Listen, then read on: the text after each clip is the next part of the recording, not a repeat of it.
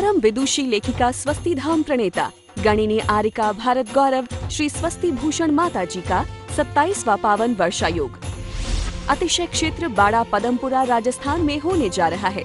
वर्षा योग हेतु मंगल वर्षा योग कलश स्थापना समारोह 17 जुलाई को दोपहर 1 बजे से आयोजित होगा।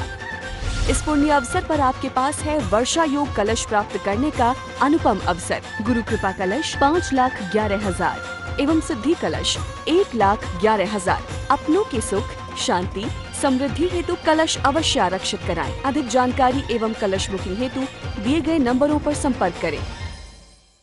कि जीव का स्वभाव ज्ञान है। हर क्षण वो जानना चाहता है,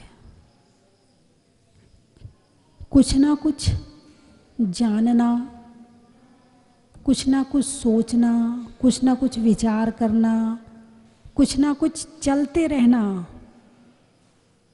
ये जीव का स्वभाव है।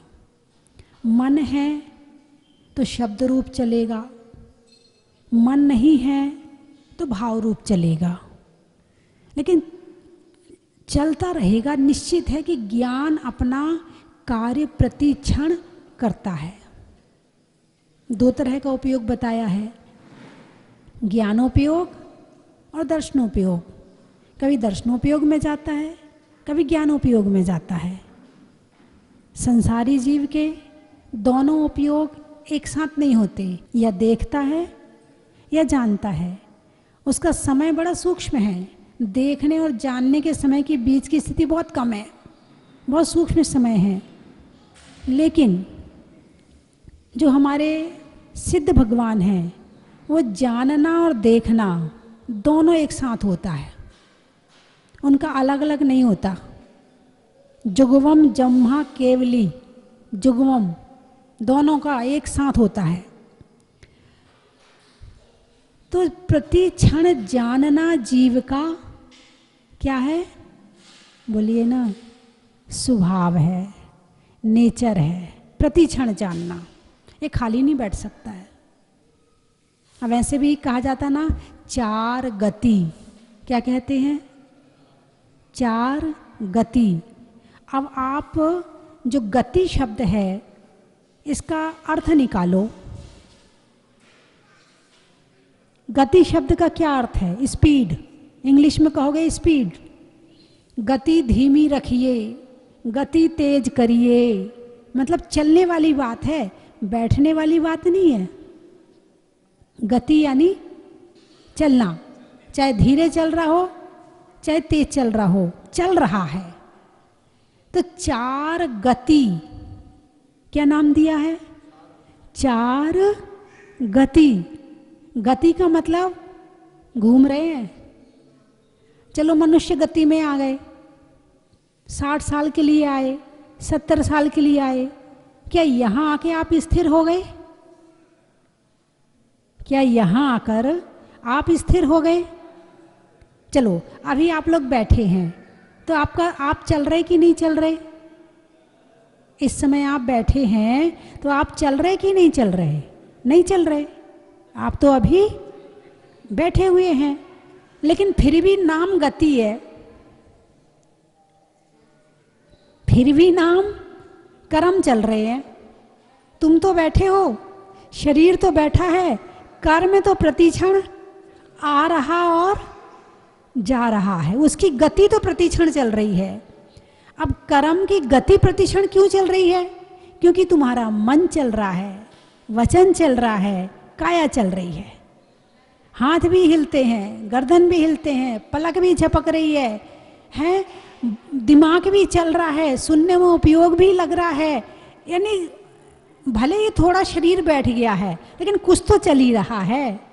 चलो आप गर्दन नहीं हिला रहे, हाथ पे हाथ धरे हैं, कुछ भी नहीं हिला रहे, पलक भी नहीं झपक रहे, आंख बंद किए हैं, आप चल रहे कि नहीं चल रहे? आप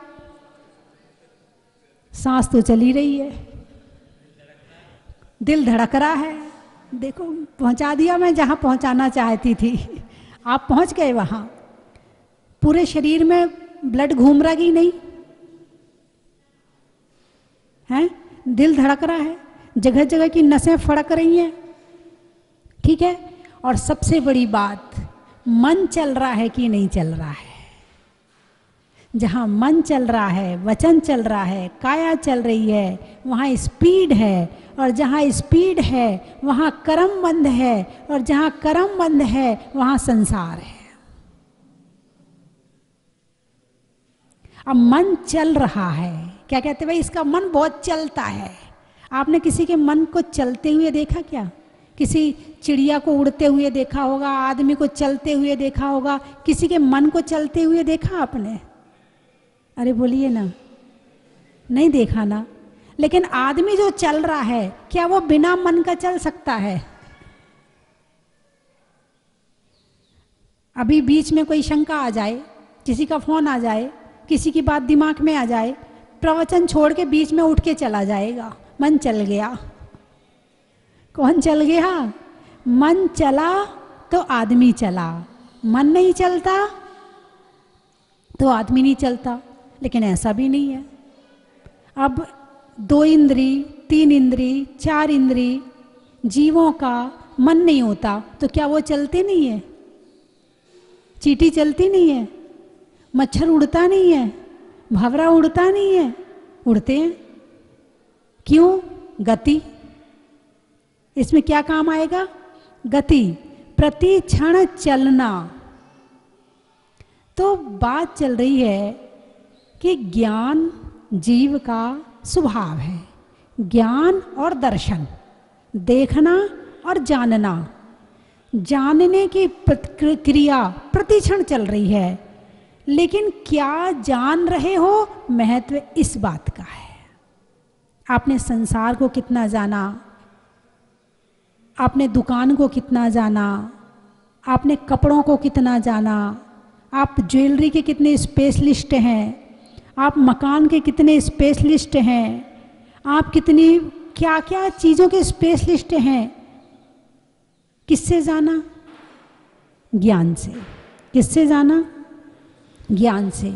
अब यही ज्ञान तुमने खुद के लिए लगाया कि नहीं लगाया? यही ज्ञान अपनी आत्मा के लिए लगाया कि नहीं लगाया? ज्ञान का काम तो केवल जानना है। क्या है? 2 तरह का ज्ञान हो गया, एक ज्ञानावरणी संबंधी ज्ञान और एक मोहिनी संबंधी ज्ञान। अब यहाँ अंतर पैदा करना। ज्ञानावरणी संबंधी जो क्षयोपशम है वो तो आपका बहुत है, आप सब जानते हो। अकेले आए हैं, अकेले जाना है, जानते कि नहीं जानते? जानते हो। ये भी पता है आत्मा अलग है। अरे बोलिए ना, शरीर अलग है, ये भी जानते हो। मकान अलग है, दुकान अलग है, और मैं इनसे अलग हूँ, ये भी जानते हो। ये भी जानते हो जब भी काम आएगा तो धर्म ही काम आएगा, कोई दूसरा काम नहीं आएगा। जानते हो ना? अरे बोलिए ना, जानते हो। अच्छा, जब कोई परिस्थितियाँ आती हैं तो ये भी जानते हो कि ये मेरे कर्म का उदय चल रहा है। मतलब आप बहुत ज्ञानी हैं। संसार में अरबों लोग, करोड़ों नहीं, अरबों लोग ऐसे होंगे जो इस बात को नहीं जानते हैं जो आप जान रहे हैं। इसका मतलब आप ज्ञानी हुए ना। एक होता है ज्ञानावरण क्षयोपशम वाला ज्ञानी, और एक होता है मोहिनी कर्म के क्षयोपशम वाला ज्ञानी। अब ये तो जान लिया कि शरीर अलग है और आत्मा अलग है, और अभी कोई कुछ कह दे, बुरा लगेगा नहीं लगेगा? अरे बोलिए ना, गुस्सा आएगा नहीं आएगा? भाई ज्ञानावरणी संबंधी क्षयोपशम तो है, ये तो ज्ञान है आपको कि बुरा नहीं लगना चाहिए, लेकिन लगा कि नहीं लगा? ये मोहिनी संबंधी हो गया। कौन संबंधी हो गया? मोहिनी संबंधी। मिथ्यात्व के 5 भेद हैं, है ना? कौन कौन से? विपरीत एकांत विनय के, संशय अज्ञान कुनय के। अज्ञान, मिथ्यात्व का एक भेद क्या है? अज्ञान। और एक भेद ज्ञानावरणी से भी अज्ञान आता है और मोहिनी से भी अज्ञान आता है। अब ज्ञानावर्ण कर्म का क्षयोपशम तो बहुत अच्छा है कि जानते सब कुछ हो, मगर मोहिनी का प्रभाव ज्यादा है कि जानते हुए भी मानते नहीं हो। केवल ज्ञान दिमाग में आ गया, जानकारी दिमाग में आ गई, ये हो गई ज्ञानावरण कर्म का क्षयोपशम, लेकिन आचरण रूप में आ गया, ये हो गया मोहिनी का क्षयोपशम। बहुत लोग कहते बोले माता जी पढ़ते तो बहुत हैं, सुनते भी बहुत हैं, समझ में भी सब कुछ आता है, मगर जब समय आता है तब जियो। सब कुछ जानने के बाद भी हम जहां के तहां खड़े रहते हैं। आपके साथ तो ऐसा नहीं है? आपके साथ भी ऐसे ही है? ओहो, ये तो मामला गड़बड़ हो गया फिर। बोले जानते भी सब कुछ हैं, समझते भी सब कुछ और फिर भी गलती करते हैं, फिर भी गुस्सा आ जाता है, फिर भी अभिमान आ जाता है, फिर भी मायाचारी करते हैं, फिर भी लोभ करते हैं, हिंसा झूठ चोरी कुशील करते। कारण क्या है समझ में नहीं आता माता जी। हमने कहा समझ में आने का एक ही कारण है, मोह। क्या है? मोह। बच्चा स्कूल में जाता है, स्कूल में सिखाया जाता है झूठ नहीं बोलना चाहिए। सिखाया जाता कि नहीं सिखाया जाता? अब बच्चा छोटा है, उसका दिल एकदम साफ है, वो चाहता है कि नहीं झूठ बोलूं मैं, लेकिन घर आता है। घर में आने के बाद अब मम्मी ने कहा पापा को मत बताना। बोलिए शिक्षा दी जाती नहीं दी जाती बच्चों को? पापा को मत बताना, और पापा पूछे तो ऐसे नहीं ऐसे कह देना। अब यहां मोहिनी का प्रभाव चल रहा है, वहां ज्ञानावरण का चल रहा है। अब वो किससे प्रभावित होगा ज्यादा? देख तूने यदि ना पापा को बताया तो पिटाई कर दूंगी तेरी। अब बच्चा यदि सच बोलना चाहे तो उसको मोहिनी कर्म में एक भेद होता भय। कौन सा? भय। उसको क्या दिखा दिया? भय। 9 कषाय होती ना, हास्य रति अरति शोक भय, तो उसको क्या दिखा दिया? भय। तुम्हारे अंदर तो भरी भरी वो कषाय हैं, उस बच्चे के अंदर भी भर दी, उसको भी डरा धमका दिया तू बोलना मत, मैं यहाँ गई थी, मैं वहाँ गई थी, मैंने ऐसा किया था, तू ही है। अभी तूने कह दिया ना तो फिर देख लेना, तेरे को ये नहीं दूंगी, तेरे को वो नहीं दूंगी, तेरे मनपसंद खाना नहीं बनाऊंगी। करते ना बच्चे के साथ में ऐसा है? तो बच्चा यदि मोहिनी कर्म का क्षयोपशम करना भी चाहे तो घर में शिक्षा दी गई झूठ बोलना, स्कूल में शिक्षा दी गई सच बोलना। प्रभाव किसका ज्यादा होगा? मोहिनी का। वो एक सुनाती थी एक बार, और मैं सुनाया था मैंने कि एक बच्चा से उसके पापा ने कहा बेटा देख 2 बज गए हैं और वो अंकल आने वाले हैं, तो ऐसा करना कि मैं तो अंदर बैठा हूँ, तू बाहर जाके दरवाज़ा खोल देना, जब वो खटखटाएं और वो पूछें तो कहना कि पापा घर में नहीं आए।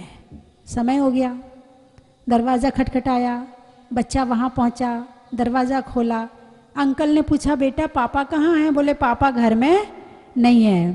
तो फिर अंकल ने पूछा कि पापा कब लौट के आएंगे? बोले अभी पापा से पूछ के बताता हूँ कि पापा कब लौट के आएंगे। अभी उसका मोह जागृत नहीं हुआ है, अभी उसके अंदर चालाकी नहीं आई है, अभी मायाचारी शुरू नहीं हुई है, लेकिन जिनके बीच में रहेगा वैसा बन जाएगा। क्या? जिनके बीच में रहेगा वैसा बन जाएगा, वैसे संस्कार आ जाएंगे, और जितने गहरे संस्कार आ जाएंगे उसको छोड़ना उतना मुश्किल होगा। गाड़ी गलत रास्ते पर जितनी आगे चली जाए उसको लौटाना उतना लंबा समय लगेगा, इसलिए जितने पहले लौटा सको उतने पहले लौटा लेना। एक बच्चा था, किसी ने दरवाज़ा खटखटाया, पापा ने कहा बेटे जाकर देख कौन आया है। गया, दरवाज़ा खोले, पापा पापा एक आदमी आए हैं। पापा ने कहा बेटा आदमी नहीं बोलते हैं, तो क्या बोलते हैं, एक सज्जन आए हैं। अच्छा पापा, मैं ध्यान रखूँगा। अब थोड़ी देर के बाद फिर किसी ने दरवाज़ा खटखटाया। अब बच्चा लौट के आया तो पापा ने पूछा कौन आया है बेटा? बोले एक सजनी आई है। और उसने थोड़ा सा दिमाग लगा लिया, सज्जन का सजनी कर दिया। तो बचपन में कषाएं कम होती हैं, भोलापन ज़्यादा होता है। और जैसे जैसे बड़े होते हैं, जैसे जैसे संसार में घुसना शुरू करते हैं, वैसे वैसे कषाएं अपना प्रभाव बढ़ाती जाती हैं। मोहिनी कर्म अपना प्रभाव बढ़ाता जाता है और उसमें घुसते चले जाते हैं। अब जितना ज़्यादा घुस जाएंगे उतना निकलना मुश्किल हो जाएगा। संसार में घुसने के बाद क्यों नहीं निकल पाते हैं? कारण क्या है? क्योंकि वो गहराई में चले गए हैं। गहराई में जाने के बाद क्या होता, ना दीक्षा लेने का मन करता, ना धर्म करने का मन करता, ना ध्यान करने का मन करता। बस वही बच्चे, वही परिवार, वही रिश्तेदार, वही खाना, वही पीना है। पहले अपने बच्चे किए, उनसे मोह किया, फिर उनकी शादी वगैरह करी, फिर उसमें फंस गए, फिर उनके नाती पोते हुए, फिर उसमें फंस गए, फिर और जीवित रहे तो उनके वाले में फंस गए। एक अम्मा जी थी, तो वो आई तो रोने लगी। तो मैंने पूछा अम्मा जी क्यों रो रही हैं आप?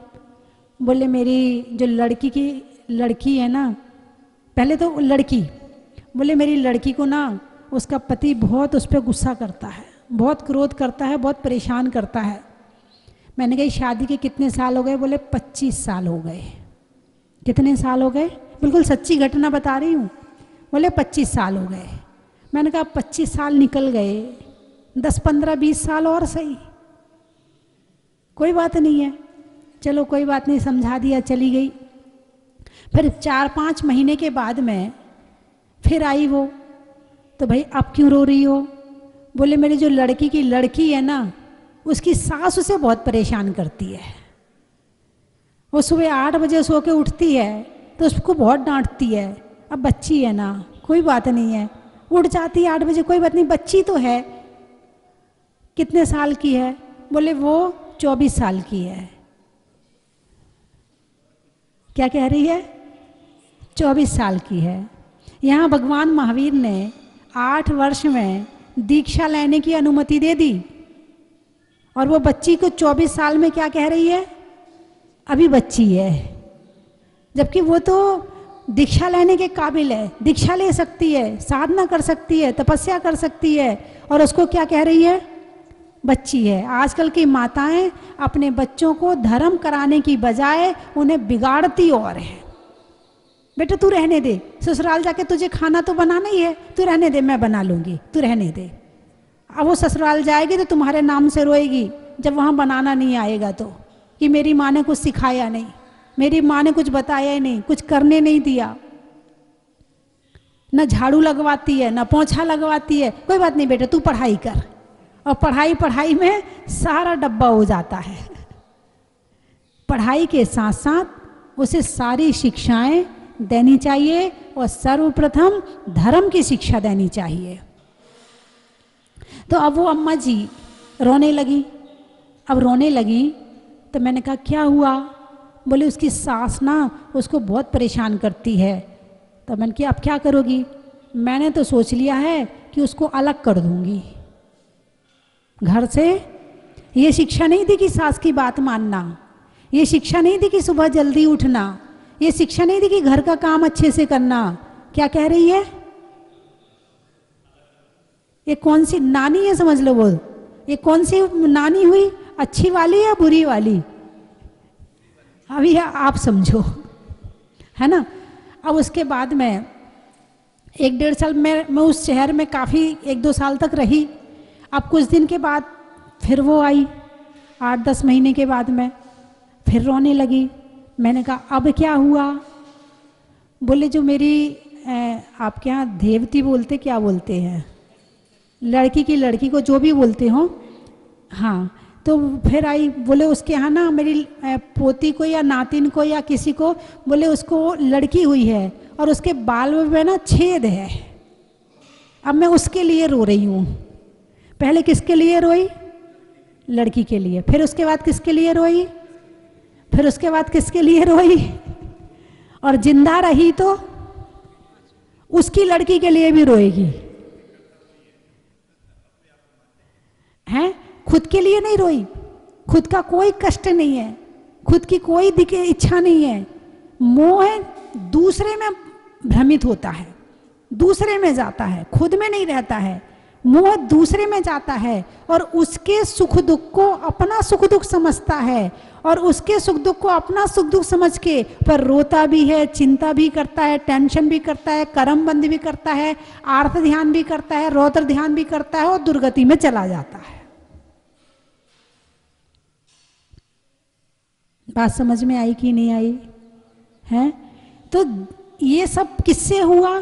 ज्ञान से। मोह किससे किया? ज्ञान से। यदि पानी में काला रंग डालोगे तो कैसा हो जाएगा? काला। और सफेद रंग डालोगे तो सफेद हो जाएगा, और लाल रंग डालोगे तो लाल हो जाएगा, और कुछ नहीं डालोगे तो शुद्ध है। कुछ नहीं डालोगे तो शुद्ध है। ऐसे ही ज्ञान है। इस ज्ञान से मोह करवाओगे अशुद्ध हो जाएगा, राग करवाओगे अशुद्ध हो जाएगा, द्वेष करवाओगे अशुद्ध हो जाएगा, क्रोध मान माया लोभ करवाओगे, ज्ञान अशुद्ध हो गया। ज्ञान तो है, पानी तो है, पानी कहीं नहीं गया है, पानी तो पानी है। पानी के अंदर कुछ मिलावट आ गई है तो ज्ञान अशुद्ध हो गया है, ज्ञान विभाव में चला गया है। इसी ज्ञान से हिंसा, झूठ, चोरी, कुशील होता है। इसी ज्ञान से राग, द्वेष, मोह होता है। इसी ज्ञान से लड़ाई झगड़े होते हैं। इसी ज्ञान से ईर्ष्या होती है। इसी ज्ञान से चोरी होती है। ज्ञान के बिना कोई चोरी कर सकता है क्या? अरे बोलिए ना, नहीं कर सकता है। अब ज्ञान ने चोरी कराई क्या?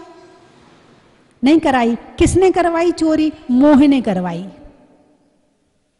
जिस चीज की चोरी की है उस चीज के प्रति मोह था। जिस चीज की चोरी की है उस चीज के प्रति मोह था। किसने चोरी करवाई? मोह ने करवाई। चोरी भी करवाता है, झूठ भी बुलवाता है, और सामने वाले को मारना पड़े तो वो भी करवा देता है। तंत्र मंत्र करवाता है।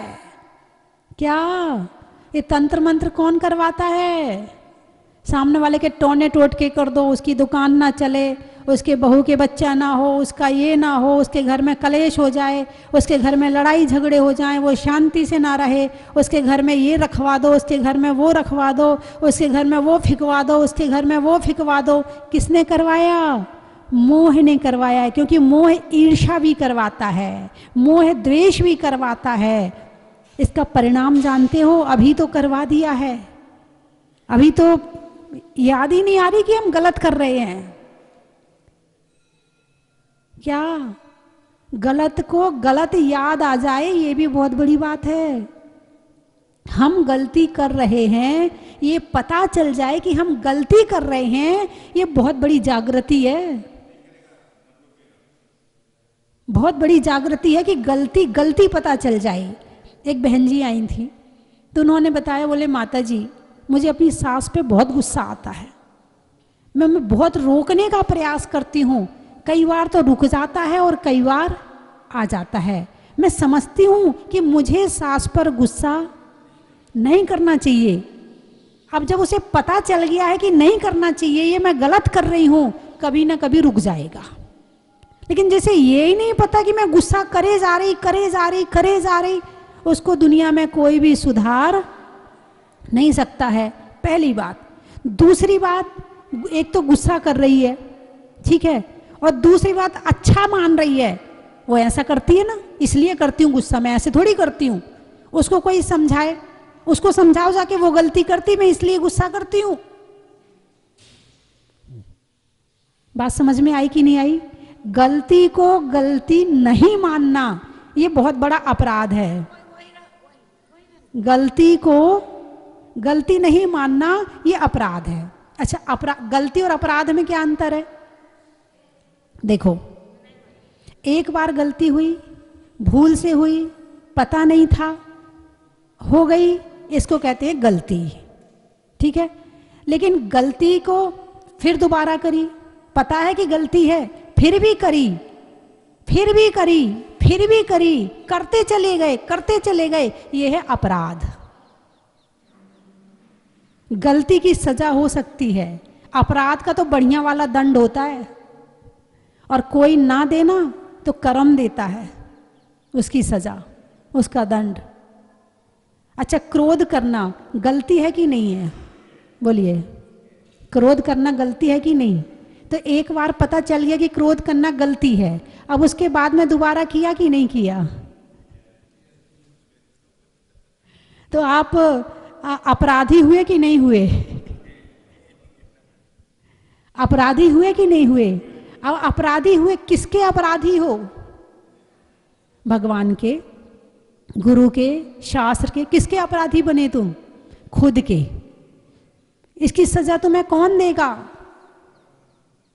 परमात्मा नहीं देगा, तुम्हारा कर्म देगा। कौन देगा?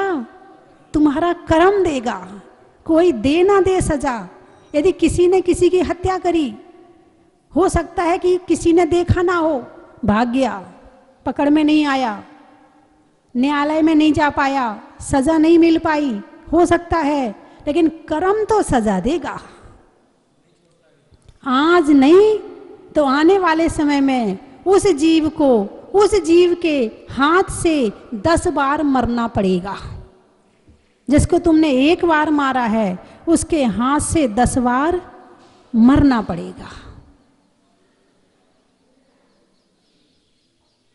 तो गलती और अपराध, ज्ञान क्या करता है?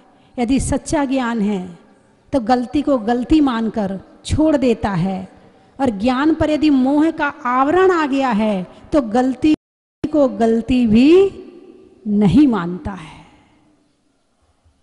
तो मेरी बात आपकी समझ में आ गई? अच्छा, तो फिर बंद करूं।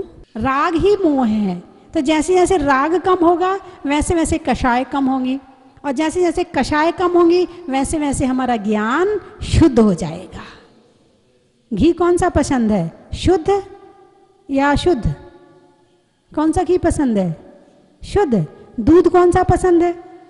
शुद्ध। और अनाज कौन सा पसंद है? जो केमिकल वाला है वो या शुद्ध वाला? शुद्ध। अच्छा, सारी चीजें तो शुद्ध हैं और दिमाग को दिन भर अशुद्ध रखते हो। खाने की शुद्धि के साथ साथ दिमाग में भी शुद्धि लाओ तो हमारा जीवन जीना सार्थक है। वरना इस मनुष्य पर्याय को हमने यूं ही, जैसे समुद्र के किनारे रत्नों का ढेर है और यूं ही उठा के अंधेरे में फेंक दिया, तो हाथ में आया चिंतामणि रत्न और हमने समुद्र में फेंक दिया। तो अब मेरी बात आपकी समझ में आ गई, तो अब मैं बंद करूं फिर। अनाज में दाने का, इनाम में पाने का, और बात समझ में आने का। अब कौन सी वाली समझ में आई है, ज्ञानावरण संबंधी या मोहिनी संबंधी? मोहिनी वाली समझ में नहीं आई अभी। मोहिनी वाली जिस दिन समझ में आ जाएगी उस दिन परिवर्तन शुरू हो जाएगा, है ना। चलने में पात का, मित्रों में साथ का, तीर्थंकरों में मुनि सुब्रतनाथ का। आपको बोलना बड़ा ही महत्व है। हिंदी में मात्रा का, स्कूल में छात्रा का, आपकी तीर्थ यात्रा का। अनाज में दाने का, इनाम में पाने का, आपके मुस्कुराने का। पानी में खौलने का, बनिया में तौलने का, आपके जोर से बोलने का। बहू में सास का, लेने में सांस का, और साधुओं के चतुर्मास का। रंगों में हरा का, रहने में धरा का, तीर्थों में पदमपुरा का, और आने वालों में आगरा का। और कहाँ कहाँ से आए हैं? होने में गदगद का, मंत्रों में बदवत का, और आने वालों में सनावद का। जोर से बोलो। भिंड, बुढ़ापे में दंड का, दंड यानी डंडा, बुढ़ापे में दंड का, पापों के खंड खंड का, और आने वालों में भिंड का। हासी, ज्योतिष में राशि का, राजा में दासी का और आने वालों में हासी का।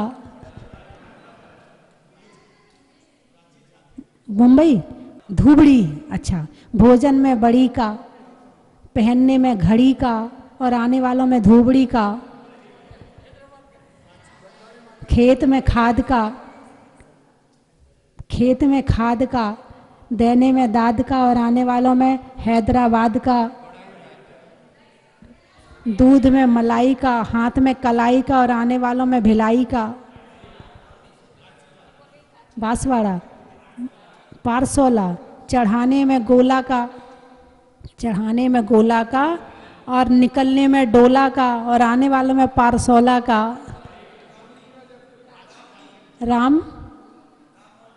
रामडी, अच्छा। पहनने में घड़ी का, बारिश की झड़ी का और आने वालों में रामडी का। रांची, चिड़िया में चीची का, फलों में लीची का और आने वालों में रांची का। पानी में मगर का, चलने में डगर का और आगरा में कमला नगर का। गाने में सुर का, नृत्य में नूपुर का, आने वालों में जयपुर का। हो गया, जोर से बोलो। कैलाश नगर, दिल्ली। बोलने बातों में अगर मगर का, चलने में डगर का और आने वालों में दिल्ली कैलाश नगर का। 17 जुलाई है, अच्छा। हाथ में कलाई का, बैठने में चटाई का और चतुर्मास स्थापना में 17 जुलाई का। मीठड़ी, चैन में कड़ी का, चैन में कड़ी का, भोजन में बड़ी का और आने वालों में मीठड़ी का। बोलिए 24वें भगवान की।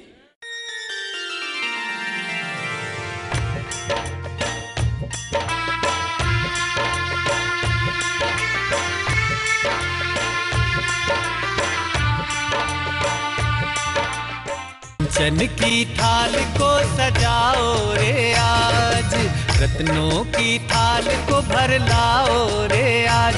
आओ आओ करे रे गुणगान आरती भगवन की।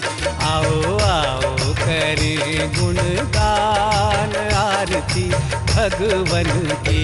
आओ आओ करे रे गुणगान आरती भगवन की।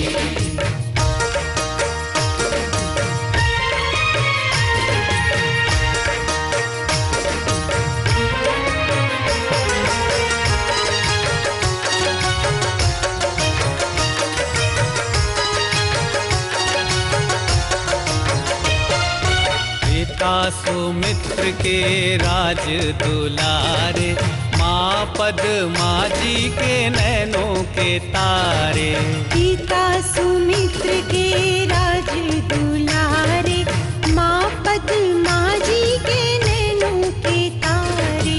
राजगृही में जन्म लियो आप, राजगृही में जन्म लियो आप। आओ आओ मनाए खुशी आज आरती भगवन की। आओ आओ करे गुणगान आरती भगवन की। आओ आओ करे गुणगान आरती भगवन की।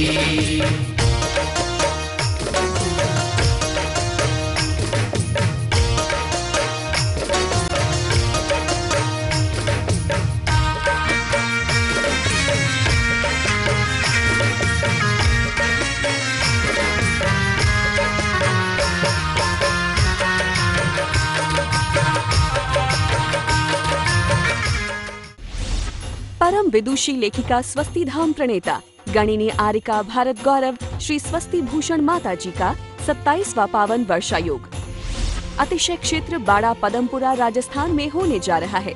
वर्षायोग हेतु मंगल वर्षायोग कलश स्थापना समारोह 17 जुलाई को दोपहर 1 बजे से आयोजित होगा।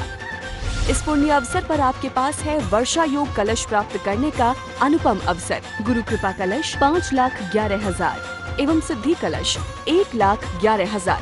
अपनों के सुख, शांति, समृद्धि हेतु कलश अवश्य आरक्षित कराएं। अधिक जानकारी एवं कलश बुकिंग हेतु दिए गए नंबरों पर संपर्क करें।